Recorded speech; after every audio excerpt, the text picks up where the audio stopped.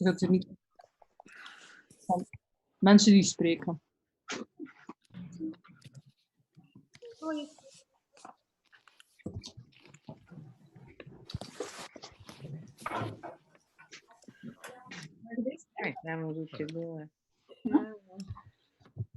Welk jaar kwam je dan uit?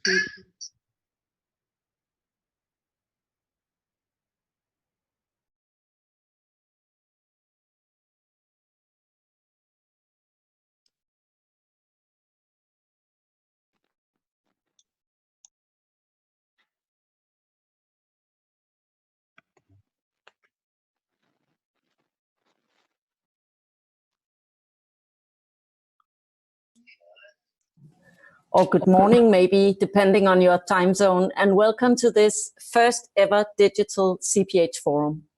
On behalf of the entire CPH Docs organization, not least our director, Tine Fischer, who are with us here in virtual space from her home in Copenhagen, we are so happy that you joined us here today in our effort to transform one of our most important annual events to the digital space. For those of you who are here with us for the first time, my name is Katrine. I'm heading the industry activities at CPH Docs, and I'm here with my colleague, Head of Forum, Teresa, who will take over in a minute. We are both today in the same premises, as this is still allowed, but we are not in the same room, and we will spare the technicians from fiddling around, so stay tuned. She will be with you in a minute. Business as unusual has been the tagline for CPH Forum and CPH Industry, activities for long. Every year we actually consider whether we can justify this tagline. And up until now, some of the new developments that happened every year has made us stick to it. This year, it is obviously more pertinent than ever before, not only for us, but for the entire industry, or rather the entire world. These are for sure strange and unprecedented times, and they came about so quickly that it seems almost surreal. 10 days before we realized that this year's festival wouldn't happen as usual in physical space, people were still kissing each other's cheeks in Berlin, having become used as we are maybe to keep calm and gauge reality in the light of media spin and fake news. We are now a few weeks further down the line and reality strikes harder than ever. More than 100 million of us across Europe are in isolation. The pictures of deserted European cities speak volumes, and we're experiencing some of the gravest steps against our civil liberties since the Second World War. Only one of them being the freedom of assembly. And we are, it seems, at war. The Queen speaks to us Danes on a regular Wednesday evening for the first time in history. The police sends you text messages on a Sunday morning reminding you to keep the social distance even if the sun is shining and you would like to take a walk. This is of course all acceptable because it's an emergency and it is necessary for the sake of our common safety. And good things will probably rise out of this. We see that we suddenly care for our unknown elderly neighbors. We spontaneously applaud medics or sing from the balconies. We experience life-affirming expressions of the human need for connectivity and empathy. But right beneath that surface, there's a strange eeriness. Edward Snowden actually pinned it down for me last night when CPH Docs brought an exclusive talk with him for our audiences in a live broadcast. What Snowden said was that temporary measures have a nasty habit of outlasting emergencies. They have a tendency of becoming sticky. Well, I'm certainly not the Queen speaking to my people, and I completely want to take out the drama when moving on to the experience we have been through as a festival and industry platform the past weeks, trying to survive a crisis. However, I want to stick a bit to the parallel. Being where we are now in virtual CPH Docs space happened quickly as a crisis management. We were implementing emergency measures to have the festival honor the many hours of preparation and resources that had gone into it from many, many parties already. If you have been following Danish press, industry press, or social media, you will see that we have had a tremendous amount of support from the industry for what we have done at a point of no return. The entire organization is, of course, immensely grateful for that. But it also feels a little bit eerie when we are being hailed almost as heroes of tomorrow, industry innovators blueprinting the future. It's not that it's not nice and flattering, it is. It's also not that it's not maybe true, because I'm sure that good things will for sure grow out of this experience that we and maybe the entire industry will stick to. But I think we need to be wary with emergency measures becoming sticky too quickly. I feel that we need to properly evaluate, see many more tests being done at other events over the next months, hear the needs from all the corners of the industry and give ourselves the time and brain space to critically assess the pros and cons before we move on. As in any democracy, public doubts are not only allowed, but also very welcome. As an organization, we decided that we, for this opening today, would use the opportunity to get a current status from some of the key stakeholders of the industry out there, as the possibility to gather and join forces as a community is one of the greatest assets we feel of the industry platforms we have. We now need to do that in virtual space. Teresa has called on lots of stakeholders, and Teresa, now the floor is yours. Welcome. Thank you, Katrine. Indeed, these days have brought one of the craziest challenges of our entire work life. As the whole festival season threatened to be cancelled, we felt the obligation to figure out an alternative solution to keep the promise we've given to filmmakers and industry. And that's how we decided to build up a digital festival and a forum in a week. I will later tell you what this is in terms of CPH Forum in 2020. But now I would like to give the word to the guests we've invited to talk about their current professional experience, as this is not all about us. Festivals are platforms to be used by the industry as an infrastructure, as hearts, the cardiovascular system of international filmmaking. They are pumping new films and new projects through the system on one side and making sure they get the needed oxygen of support in the right moment. In this connection, I would like to hail to all the partners that stand with the filmmakers all over the world. It was quite incredible to read that Netflix announced a Marshall Plan of $100 million coronavirus relief fund for independent film.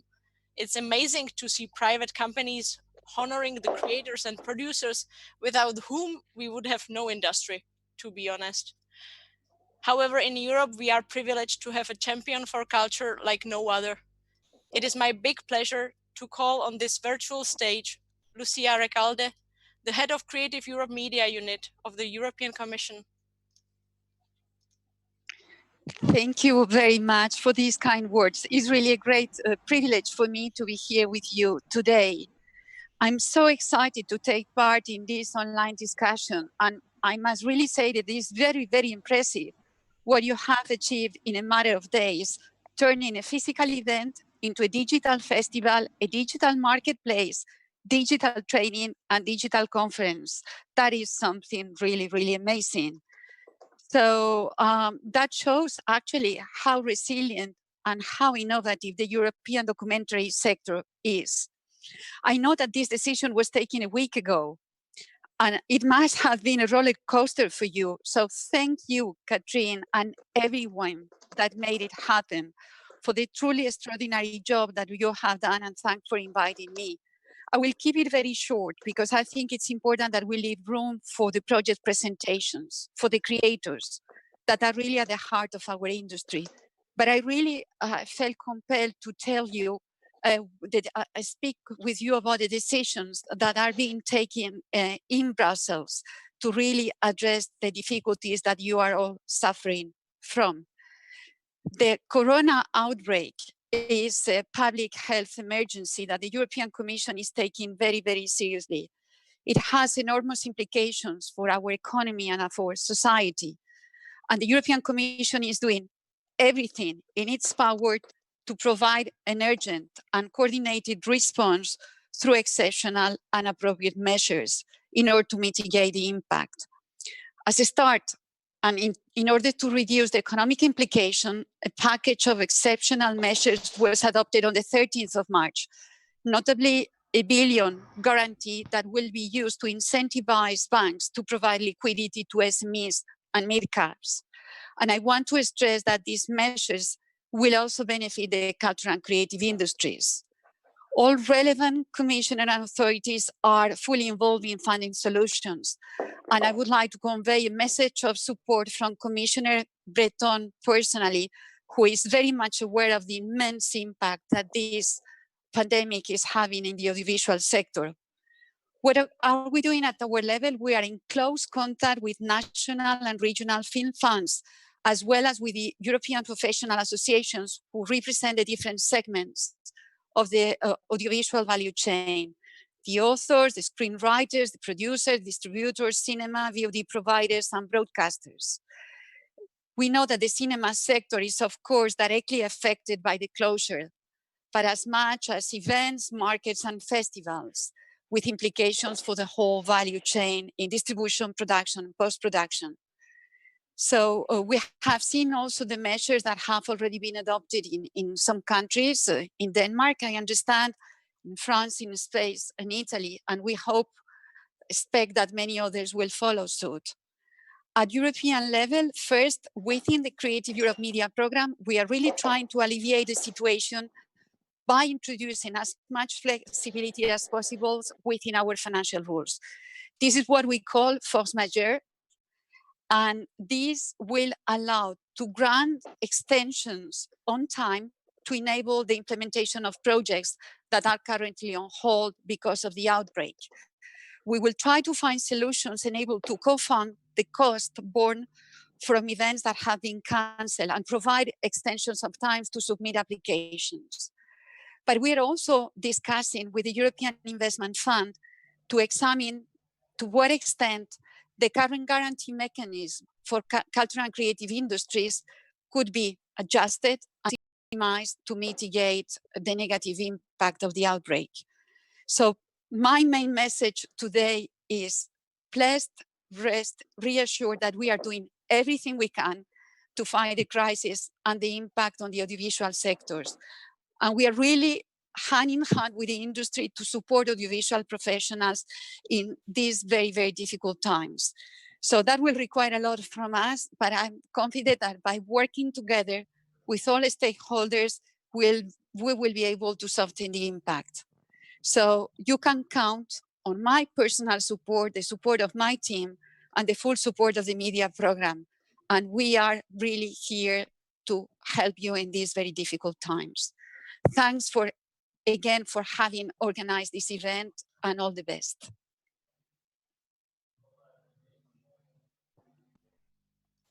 Thank you so much, Lucia. This is really, really important for the whole industry to hear. And we are also very, very grateful that you had the possibility to join us on this late and very short notice.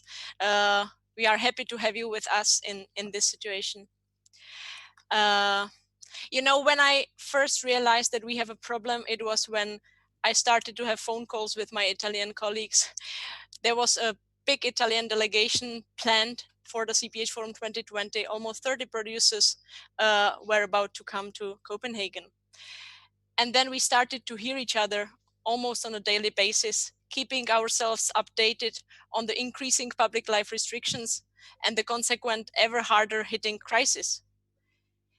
Italy now being some 2 weeks ahead of us in time, they come to a point where a sharper overview of what challenges this crisis brings with it for the industry could be, what it could translate to. I would therefore ask Gianluca De Angelis, the member of board of DOCIT, Italian Documentary Association, to join us and tell us what's the situation in Italy. Hello, can you hear me? Yes. Good morning, everyone. I am Gianluca De Angelis. I am a producer, but I'm here as a representative of DOCIT, the Italian Documentaries Association. And first of all, I want to say thank you to Teresa and to all the staff of CPH Docs, to Katrina, because they really did a great job. And thank you for all the work of and the efforts of the last months. When we started working together 7 or 8 months ago with Teresa, I think we had in mind a slightly different edition, I think, of this festival, but that's the way it is, and it is okay. We have to accept it. Fortunately, we still have internet connection here in Italy, and there is this digital platform so that we are allowed to talk to each other. It is not the same thing that shaking hands and talking personally, I know, but that's okay. Thanks to the work of DOCIT Association and ICE, this year we should have, actually we still have 30 Italian producers that have decided to join the market with 15 selected projects. And I hope this is the first of a series of editions in which the Italian delegation will be present in the future. And thanks to this online platform, we still have the opportunity to talk and work on our beautiful projects. So what I can suggest is to take advantage of this platform to make connection, because it is true that at the moment, currently we cannot film, we cannot produce, but we still can develop our project. So this is okay. And I think it will be also a great satisfaction in the next years if we will see film produced thanks to collaboration born precisely during this edition of CPH Docs. We are looking forward to it. And probably what I think is that this way of participation in the markets that we are experiencing today is a way of working that we will use a lot in the next month, and which we will have to get used to at the same time. So I really suggest all the Italian producers, not only the Italian, and the decision makers to exploit the platform and to make business. So this was the good part of my speech, the positive side. Now they asked me to talk about the Italian situation, and the situation here is not good. As you know, we are currently forced to stay at home. We cannot go out. We cannot go in the streets, as it's happening in many countries, actually. We cannot go to our office. We cannot film, of course. This emergency is something completely new that actually is leading to a standstill, to a paralysis of the Italian documentary sector. We must be honest. And I don't want to be too pessimistic or optimistic, but now I think it's time to be realistic. And I have some figures here, thanks to a survey made by the associations. We have now more than 100 productions in progress that have been suspended, and more than 30 productions ready to go, but not yet started, that have been cancelled. More than 700 professionals involved that are not working, and almost 1,500 working days that were lost. And these figures refer just to the Italian productions. Then we have also the foreign productions that have been suspended, and almost 35 Italian independent films already in distribution that were blocked. So that's the situation. So what to do? Of course, we don't have the key. We don't have the solution in our pockets, but the first reaction has been the one to network, to associate, and to use our professional association in order to change something. And we moved basically in two directions. The first direction toward the government, asking for help, of course, and the government replied with an allocation of something like 130 million euros, but for the whole sector, let's say for the sector of culture and entertainment. We still don't know how much of this money will be allocated for the independent producers and how we will have access, if we'll have, to this money. It's something that we are working on. And the other direction was toward our national broadcaster, asking them to speed up the process of building the RAI Doc, that is the new section of documentaries inside RAI, and also to change a little bit the programming, because now in Italy we have so many talk shows that are also important, of course, for news, but in some way they are also depressing people. So we suggested to program more quality and independent film. But of course, this is not enough. This will not be enough. Now we feel the need to talk internationally, to talk European, because it is not just the Italian system that is at risk, but it is the whole European system of co-production, and it's not just about independent producers, because we, as independent producers, are paying for it, but also the authors will be involved, also the markets, festivals, the theaters, and everything. So, of course, I don't want to scare you with my speech, but this is the reality of things. What we think here is that these moments of difficulties are also moments of changing, of opportunities, and maybe this is this edition of CPH Docs could be the opportunity to understand what will happen to us, and to find new ways of producing, of financing, of collaborating, or something like that. But what we want really to stress on is that without a network, without an international and European network, nothing can be done. So I also want to thank Lucia for her words, for what she said, for their commitment about our sector. And this is our hope and our aim at the same time. Thank you again for this invitation, Teresa and Katrina, and all the staff. Thank you so much, Gianluca. I would like to call our attention to the distribution now. With the first cancellations and postponements of festivals, it was obvious that the situation will maybe create a lost generation of films forced to reinvent their launch and distribution in a world without physical festivals. I asked Maëlle Güneges from Cat and Dogs to share her experience up to date and her thoughts, what could be done to make sure that films are actually finding ways to the audiences.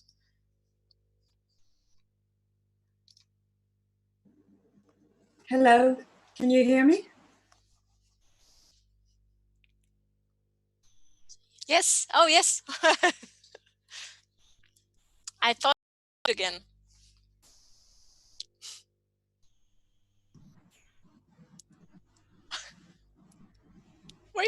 Wait. What happened? Something happened. Now we cannot hear you anymore. Can you now? Yes, it's good. Okay. I know, I was just saying that I would like to congratulate you for being so reactive and organizing this meeting. It's great to be in this virtual space with everyone. I wish I had the answers to the question you just asked.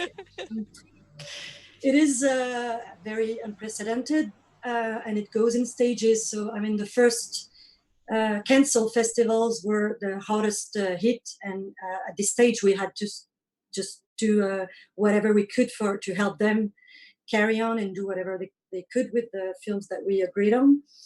I think the situation is going to slowly change as festivals coming up have more time to get ready, less expenses already involved or spent, so they're in a better position, and we have to always, while supporting this initiative, and we have to also be aware of protecting the rights of the filmmakers and the producer and the hard work they put, and especially in this time where there's no counterpart for them really, because it's going to be local, either online to a local audience with no interaction. I mean, really, the filmmakers, well, they are happy that the festivals still happen in some way.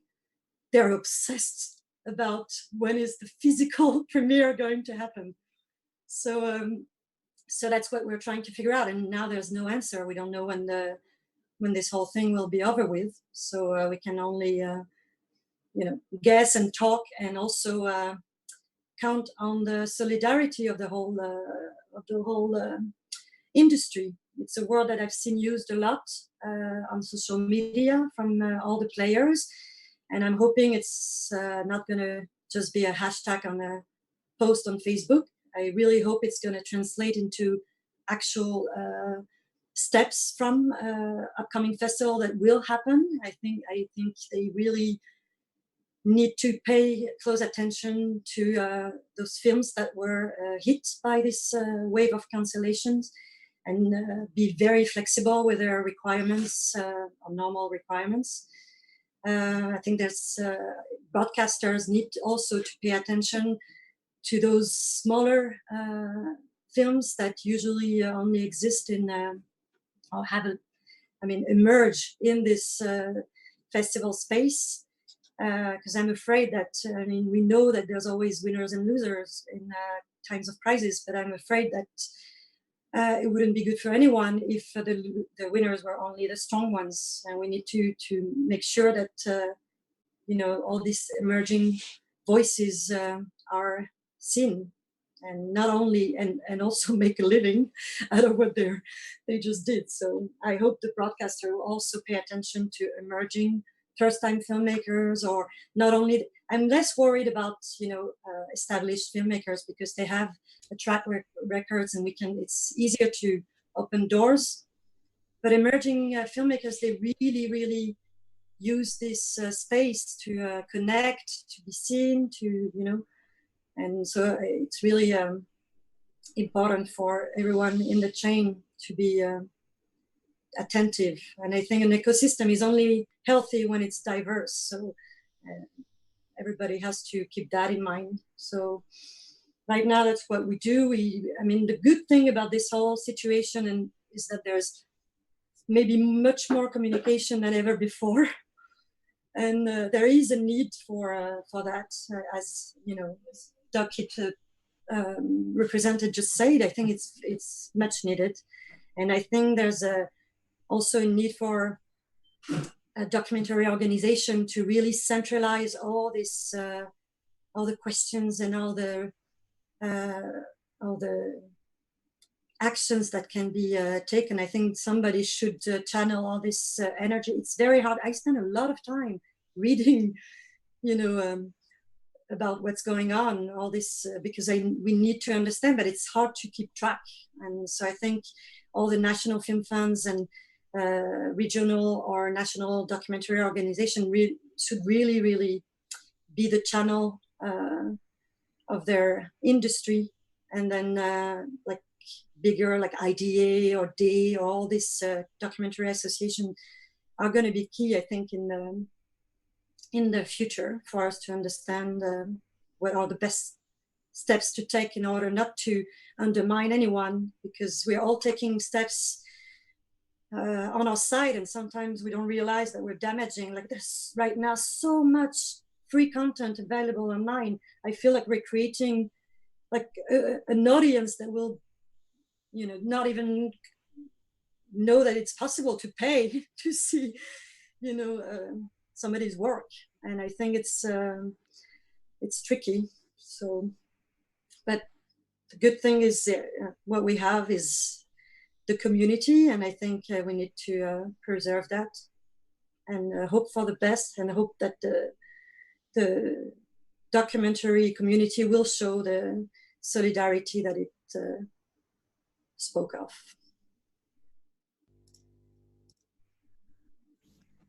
Thank you so much, Maëlle. That's for sure. You know, in this context, it was really refreshing when I called Axel Adno to invite him to talk on behalf of SVT and the EBU, and he picked up and said, you know, listen, we are public broadcasters. We are not going to lose our jobs, so maybe we are the part of the solution. And once again, I was so grateful for the unique European trust in public service media. Axel, what's the solution?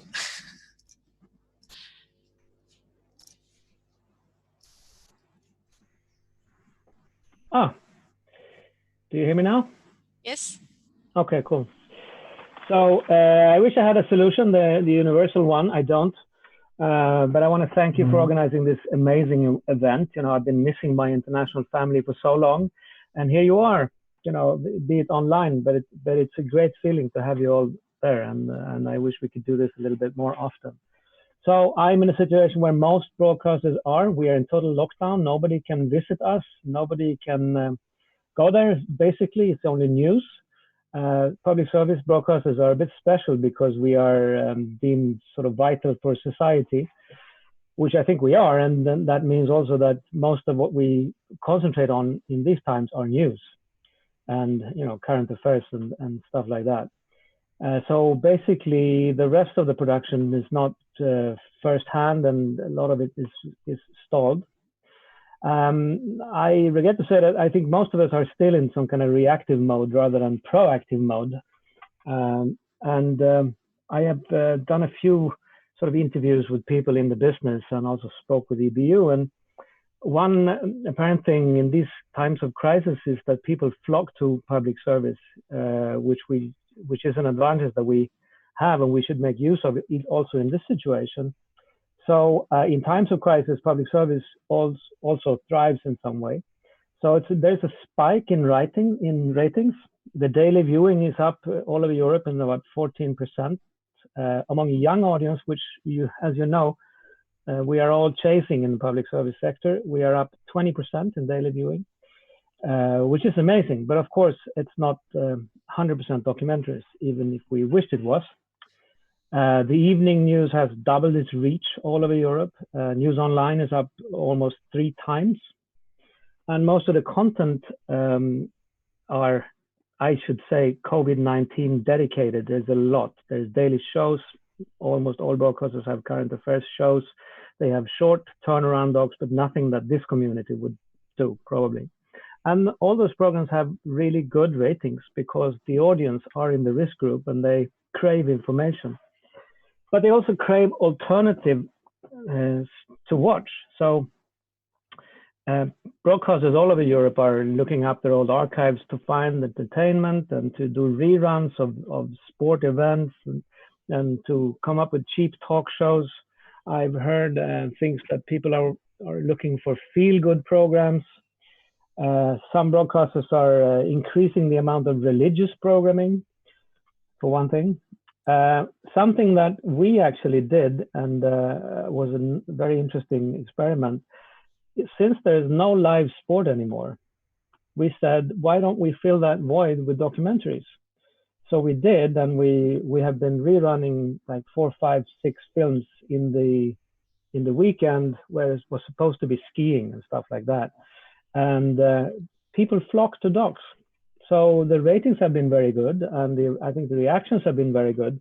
So this is one alternative, and actually bringing something to this community. Of course, Mile, it's free, but we will also think into ways of helping the community by relicensing stuff, because we can see that it's for us, it's vital to help the industry as well. I think some broadcasters are also doing initiatives like Unite the Nation, like MDR in Germany has something called Stronger Together, which they're doing. This is sort of the purpose of the public service broadcasting in general.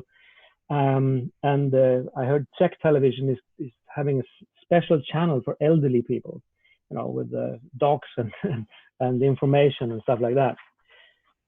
So ratings are up, so people are still happy, but we also see the problems that are arising, of course. And I, for one, would like to see us being able to help as much as we can. And there are a couple of initiatives all over Europe already. I mean, I think YLE in Finland has increased investment in cultural content already. ARD and ZDF, the German broadcasters, have announced to step in for 50% of the sort of crisis cost, extra costs for production that are commissioned by them, which is a really interesting initiative, and I think a lot of people should follow.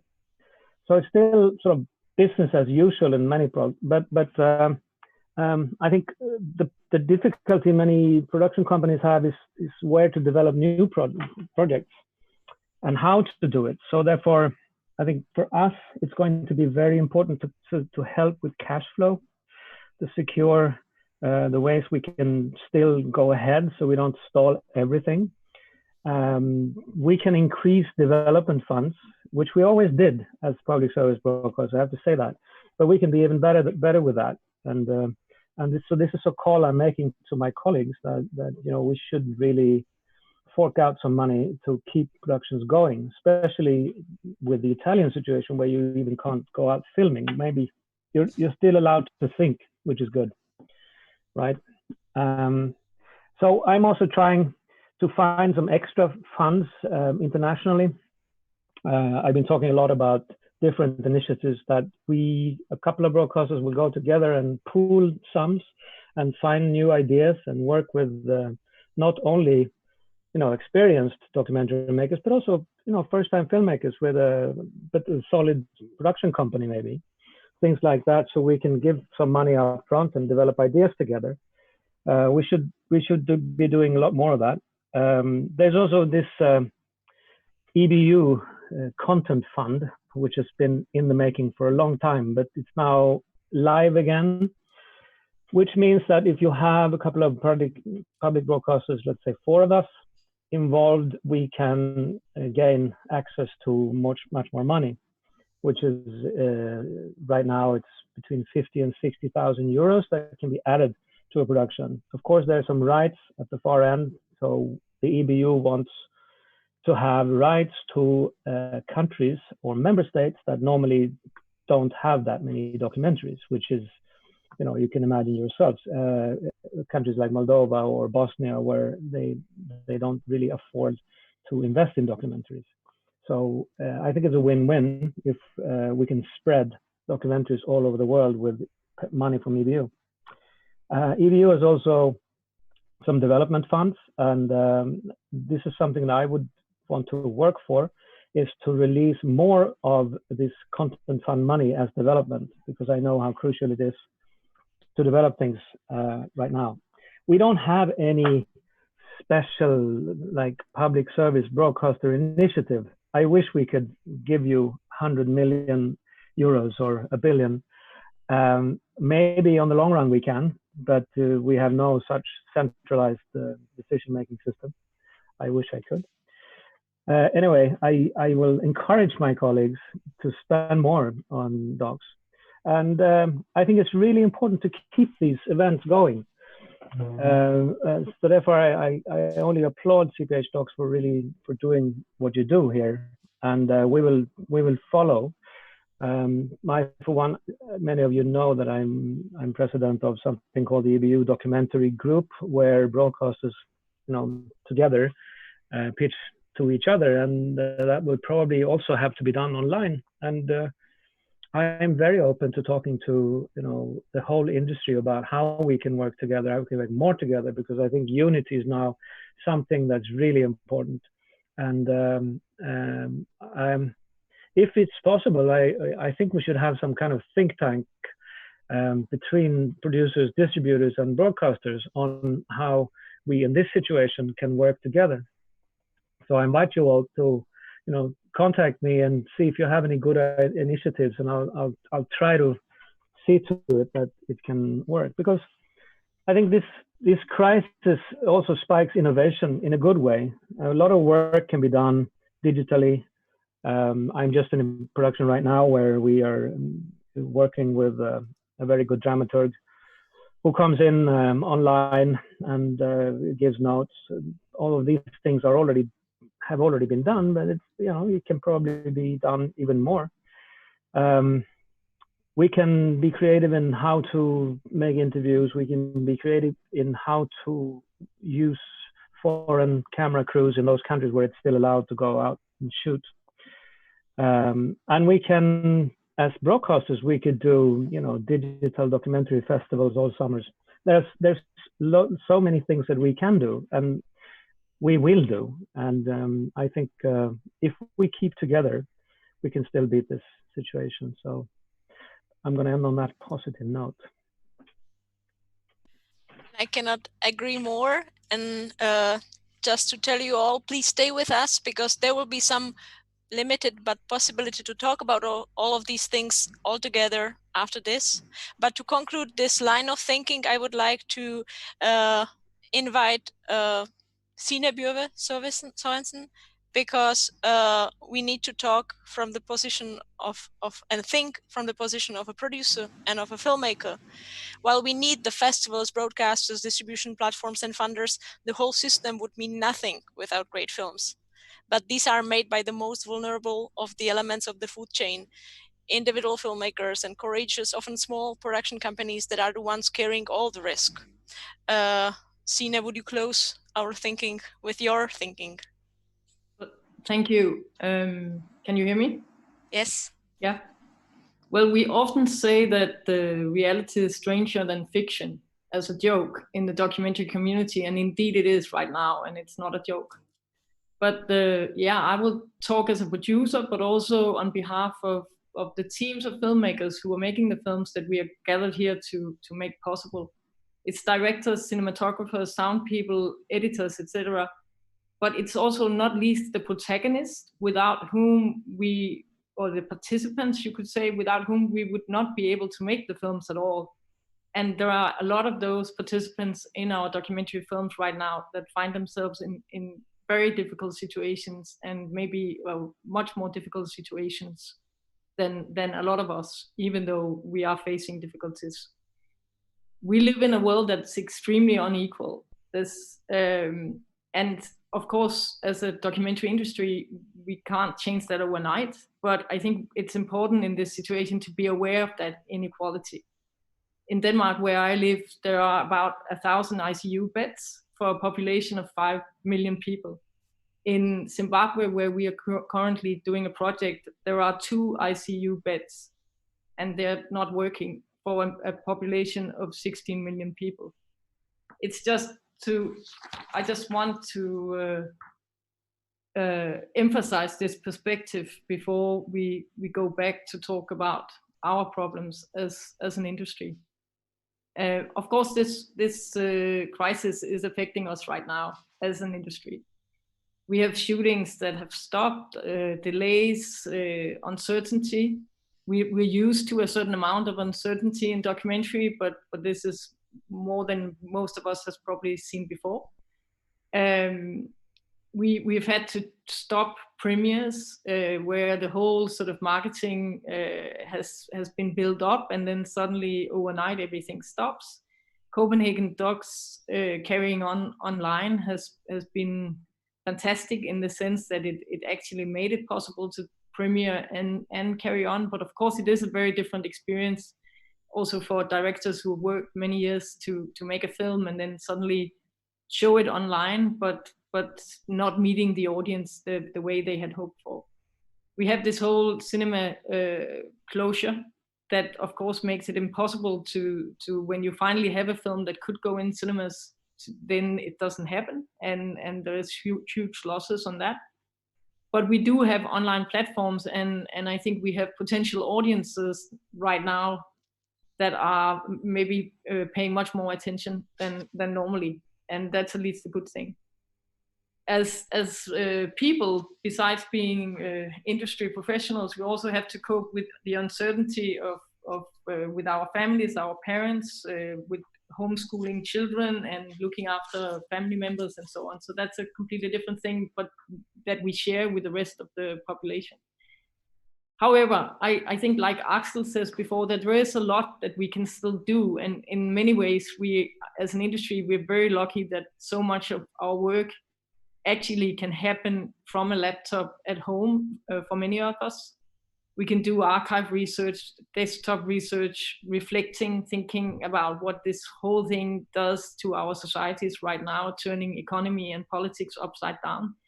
We can do editing and graphics, subtitles, accounts, all this stuff that we always have to do anyway. And indeed, for the first time ever, I think it's great to actually live in an industry that has a 3-year turnaround in the production cycle, as opposed to being a restaurant or a cafe owner that has to make it work from day to day.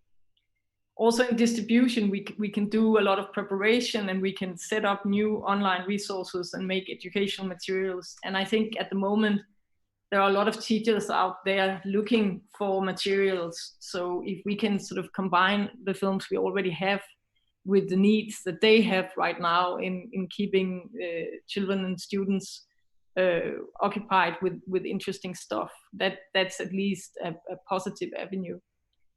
I think there's another thing that we have to think about in this period, and that is how we look after each other, how we look after each other on the local level, or in terms of in the small clusters of filmmakers around companies, or even in communities of filmmakers in each country, but also on the European level and on globally, that we have to.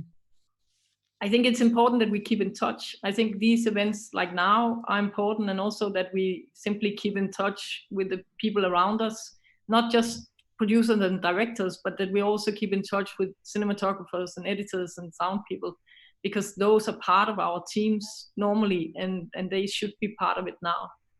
It's important that we also have clear communication with each other and with the broadcasters and so on, because it is something we all have to learn.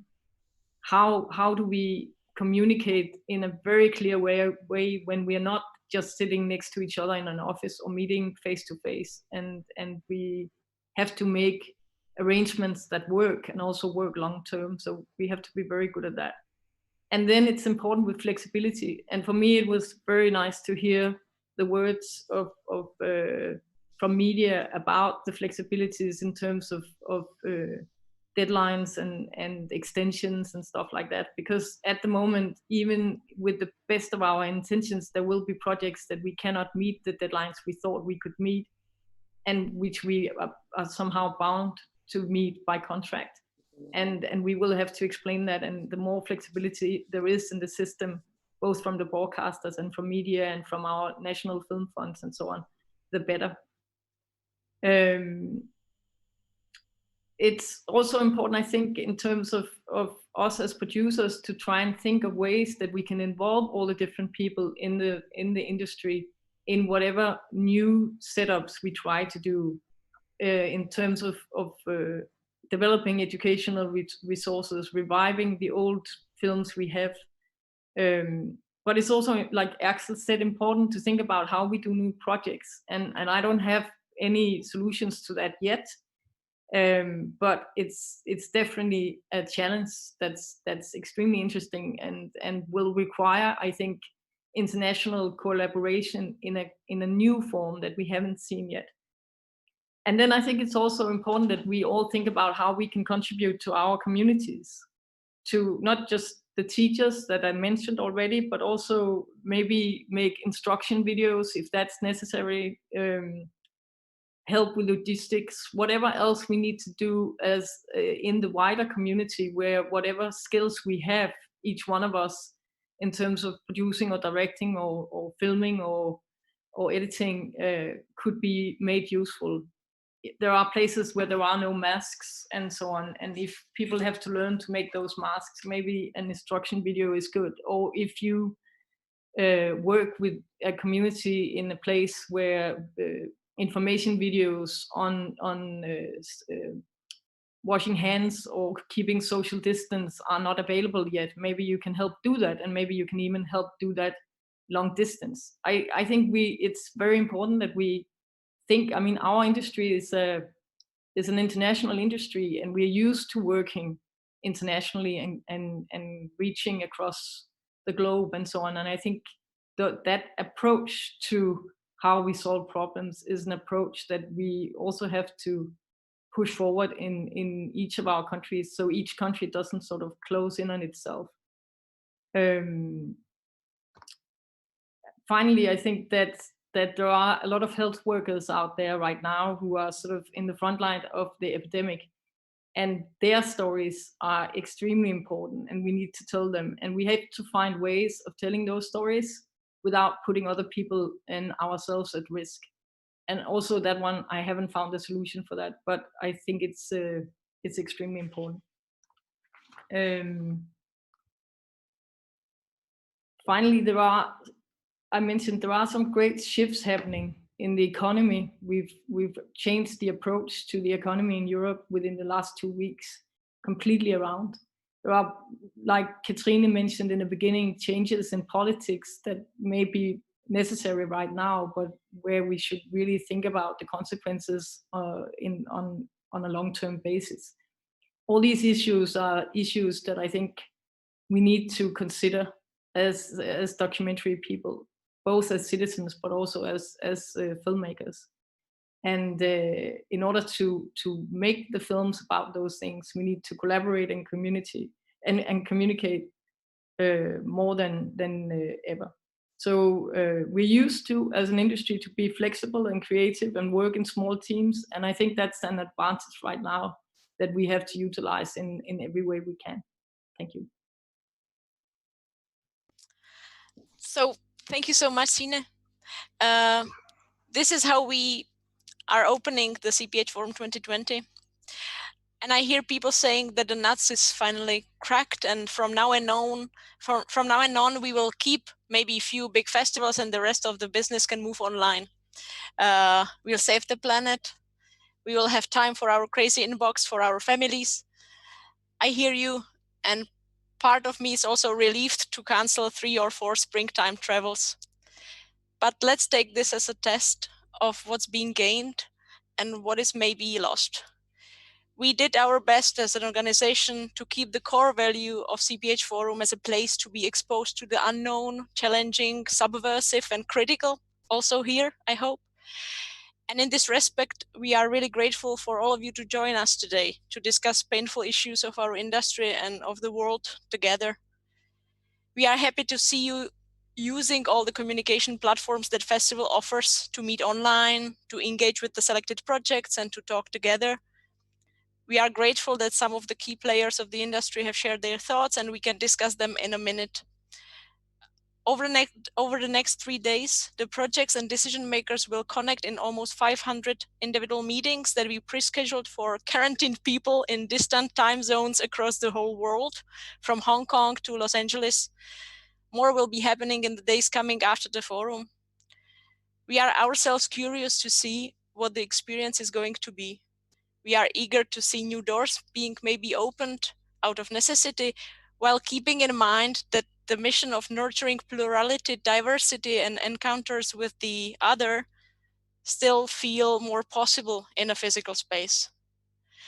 The one thing we would miss badly at the forum are the unplanned, surprising encounters and conversation that would have been happening all the time if we were physically gathered.